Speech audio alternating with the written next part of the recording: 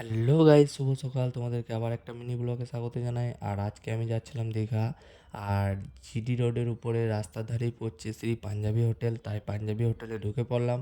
আর এখানে শুনেছি দিল্লির গেটটা তৈরি হচ্ছে। তাই ভাবলাম চলো পাঞ্জাবি হোটেলে ঢুকে পড়ি। আর রেস্টুরেন্টটা দেখো, প্রথমেই ঢুকে গেলাম রেস্টুরেন্টে। তাই রেস্টুরেন্টটা তোমাদেরকে দেখাচ্ছি। রেস্টুরেন্টটা তো সেই লেভেলে দেখতে, সেই লেভেলে সাজিয়েছে। সামনেই দিয়েছে খাট, খাট বসার জন্য। চেয়ার তো আছেই, বাট খাটটা বিছিয়েছে।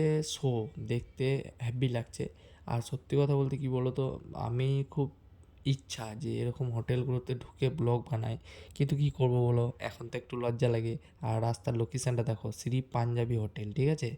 মানে NH2 রোডের উপরেই পড়বে। যারা দীঘা যাচ্ছ, কলাঘাটে পড়ে এই হোটেলটা। আর দেখতেই পাচ্ছ, কিছুদিন আগে গেল 25শে ডিসেম্বর, তাই হোটেলটাকে সাজিয়েছিল সেই লেভেলে, ঠিক আছে? আর আমি ভেবেছিলাম ফটোশ্যুট করব, কিন্তু ক্যামেরা ধরার কেউ ছিল না, তাই ফটোশ্যুট করতে পারিনি। তাই ভাবলাম চলো তোমাদেরকে বাইরের এরিয়াটা দেখানো যাক, তাই বাইরের দিকে বেরিয়ে পড়লাম। আর আমার আমার পেছনে দেখো গাইস, যেটা বলছি দিল্লির গেট, ঠিক আছে? আমার পেছনে দেখো দিল্লির গেট।